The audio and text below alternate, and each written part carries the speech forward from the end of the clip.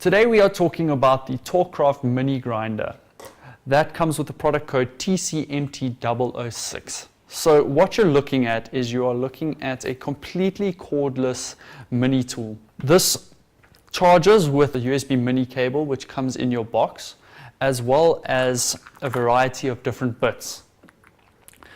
Let's have a look at what's inside. So the bits that you're getting are you're getting a sanding bit with an extra drum for it. You're getting a grinding bit that can be used for metals and stone. Then you're getting a cleaning bit that's just a nylon brush, as well as a round engraving bit and a wood engraving bit. These all have a 3.2 millimeter shank, and that means that it comes also with a 3.2 millimeter, although it is compatible with our Tork 1.6 and 2.3 millimeter chucks as well.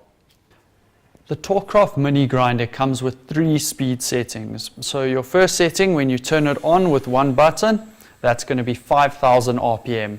Your next setting, click the button again, that gives you 10,000 RPM. And then when you're really spinning it up, you click the button onto speed setting 3, and that goes to 15,000 RPM. And then your next click is just to turn it off. When looking at the Tork mini grinder, the most important feature for me is the size and weight of the tool. It really is small and lightweight in your hand. That makes it very, very easy to use and incredibly comfortable. What I like to compare it to is a pen. And when you look at a pen and you look at how pens are used worldwide across almost everybody that reads and writes, then you can understand that the grip of a pen, although different people have different grips, it's one of the most common shapes. So what they've done is we've tried to replicate that grip pattern and get a very, very ergonomic form on the front of this tool. So if you look closely, we've got rubberization on the front here, and then we've got these 2 small grooves that sit on the front. And what that does is it allows your fingers to be perfectly located in a comfortable position, but also out of the way of all the moving parts and the crucial venting for the tool. So you've got your front spinning it there. That's your locking button, and then there's your exhaust and intake vents to keep the tool cool.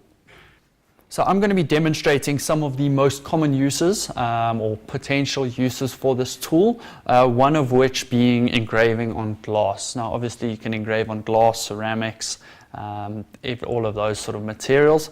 Glass is one of my personal favorites. So I'm just going to do some freehand engraving in the bottom corner here and see what we can come up with and show you how well this tool really performs. So I'm going to set it onto speed setting 2, 10,000 RPM. The reason for that is if you have your speed too low when engraving, then your tool can get a bounce, and if it starts to bounce, then you have a high likelihood of either damaging your bits or damaging the part that you're engraving. So let's go.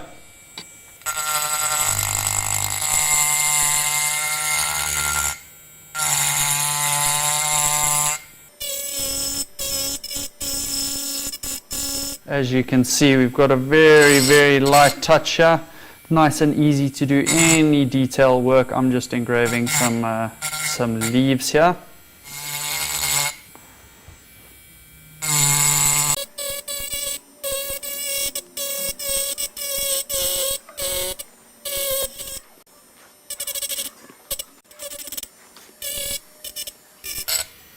Really nice and light, super, super easy to use. So I've been wiping down my piece as I go to get rid of excess materials, but what I'm going to do now is I'm just going to do some touch-ups, and I'm just going to wipe over it with my hand so that you can really see where the touch-ups are. You can see because I was just doing basic outlines and things, it's a little bit jaggedy, also because it was freehand. So let's put it back onto speed setting 2 and do some touch-ups.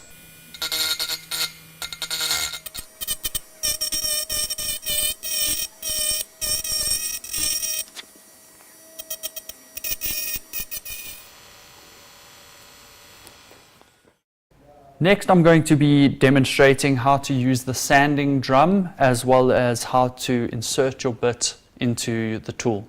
So firstly, on your sanding drums, you have your actual sanding, the ridge there, the rim, and then inside there's a rubber sleeve. Now the screw at the top here fastens in and expands the rubber sleeve onto the drum on the outside, and that's what fastens that in place. So that's completely interchangeable depending on your grits and how worn out they are. Next, to insert the bit into the tool, what you're going to do is you're simply going to slide it into the top there. Your tool is now obviously loose. Then you're going to push down on the end here, push down on the locking clip, and then simply finger tighten that into place. You do want it to be as tight as you can possibly get it with your fingers, just so that there isn't any slipping on the actual tool. So what we've got here is we've got some potholes used for fastening hinges on doors, and they're not quite round. The tool that we used for this wasn't fantastic, so now we have to use our Tork mini grinder to solve the problem.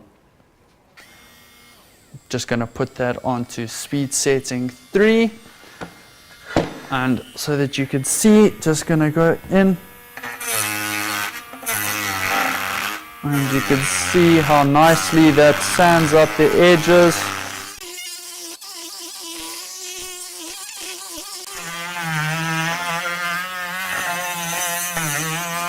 And hear how the sound has changed because it's now smoothened out. So it's no longer catching as much. There we go. Let's blow that out and see our result. You can see how much wood came out of there. And now we have a nice clean, neat hole around the edges there. If you want to take away your edges on the top, then you can simply put that back onto 3. Be careful not to block your exhaust vents. You don't want to heat your tool up too much. You can just do some nice light touches and give you a nice rounded edge there. See how effectively that takes it down even over the knots in the wood.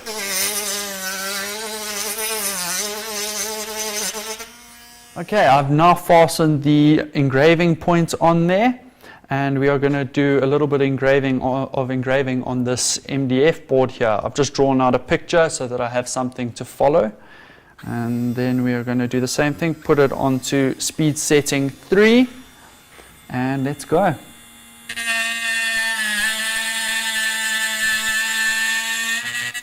And see how that's easily eating away at the material.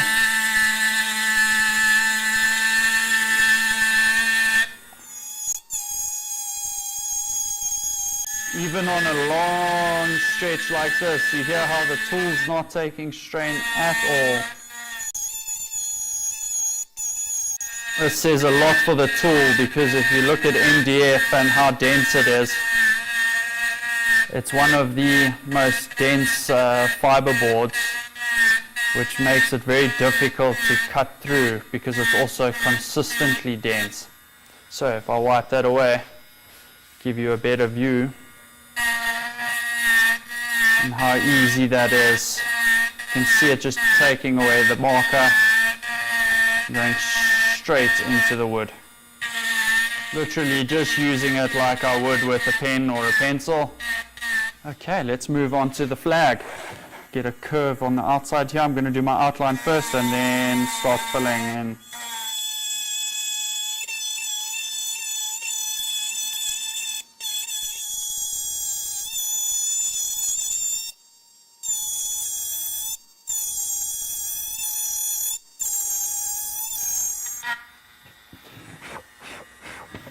And there you can see we've got our basic outlines there.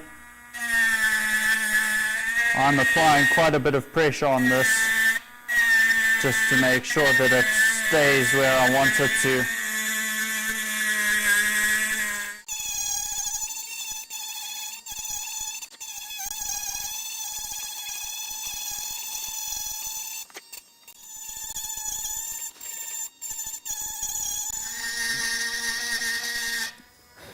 And that concludes this demonstration of the TCMT006, the Tork mini grinder, and a couple of its attachments and capabilities. If you have any questions or would like more information, please do not hesitate to contact us. Otherwise, you can view any product information on our website.